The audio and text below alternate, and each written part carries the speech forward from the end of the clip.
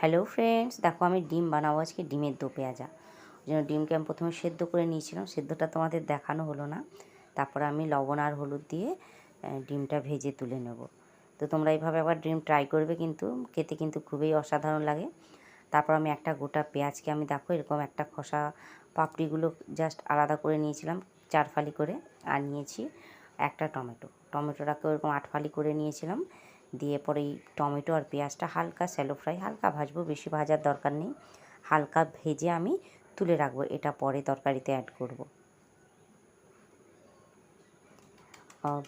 দো পেঁয়াজ আর এই পেঁয়াজটাই খেতে কিন্তু, পেঁয়াজ আর এই টমেটোটা খেতে কিন্তু খুবই সুন্দর লাগে, মানে জাস্ট অসাধারণ লাগে। তো আমি এখন পেঁয়াজটা আর টমেটোটা তুলে নিলাম। দিয়ে একই কড়াতে আরও তেল দিয়ে একটু জিরে, গোটা গরম মশলা ফোড়ন দিলাম। তারপর দিলাম একটা বড় সাইজের পেঁয়াজ কুচি করে রেখেছিলাম, সেই পেঁয়াজ কুচিটা ভালো করে একটু ভেজে নেব।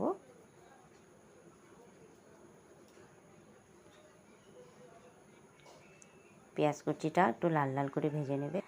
ধৈর্য ধরে রান্না, জানো তো একটু ধৈর্য ধরে করতে হয়। ধৈর্য ধরে রান্না করলে কিন্তু রান্নার স্বাদ দ্বিগুণ বেড়ে যায়। আমি এখানে দিলাম 2-3 চামচ মতো আদা রসুন, আর তোমার একটু চারমগজ বাটা, চারমগজটা অ্যাড করেছি। আর দিলাম কিছু গুঁড়ো মশলা, যেমন ধনিয়া গুঁড়ো, জিরে গুঁড়ো, লঙ্কা গুঁড়ো।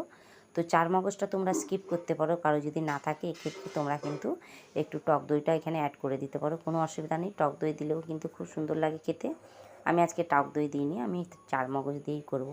এরপর মশলাটাকে একটু জল দিয়ে তেল ছাড়া পর্যন্ত ভালো করে কষিয়ে নেব। অবশ্যই মশলাটা ধৈর্য ধরে কষবে। মশলাটা যতক্ষণ না তেল ছেড়ে আসছে ততক্ষণ কিন্তু মশলাটা কষিয়ে নেবে। প্রয়োজন হলে এখানে একটু তোমরা ঢাকা দিয়ে দিতে পারো। ঢাকা দিয়ে লো ফ্লেমে একটু মশলাটা কষিয়ে নেবে।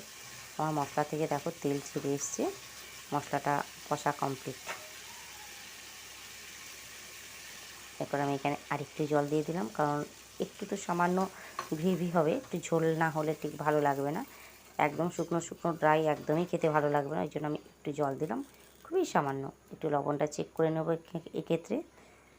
এরপর আমি যে টমেটো আর পেঁয়াজটা ভেজে রেখেছিলাম, ঝোলটা ফুটে উঠেছে, টমেটো আর পেঁয়াজটার মধ্যে অ্যাড করে দেবো। টমেটো আর পেঁয়াজটা এর সাথে মিশিয়ে সুন্দর করে যখন ফুটে উঠবে, এরপর আমি দিয়ে দেবো ডিম ভেজে রেখেছিলাম, ডিম ভাজাগুলো। ডিম ভাজাটা দিয়ে ঝোলের সাথে ভালো করে ডিমটা মিশিয়ে নেবে। আর হ্যাঁ, তোমাদের বলতে ভুলে গেছি, ডিমগুলো কিন্তু একটু চিড়ে দিবে যাতে ভেতরে মশলাটা ঢোকে। আর এখন তোমরা একটু ঢাকাও দিয়ে দিতে পারো, ঢাকা দিলে ডিমের ভেতরে মশলাগুলো সুন্দর ঢুকে যাবে। এরপর আমি একটু দিলাম কাসুরি মেথি। অবশ্যই এখানে কাসুরি মেথিটা দেওয়ার চেষ্টা করবে, কাসুরি মেথি দিলে কিন্তু টেস্টটাই পুরো বদলে যাবে। তারপরে দিলাম 1 চামচ মতো গরম মশলা অ্যাড করে সব মশলা ভালো করে মিশিয়ে আমি নামিয়ে নেব। চলো টাটা, বাই বাই, তোমরা ভালো থেকো, সুস্থ থেকো।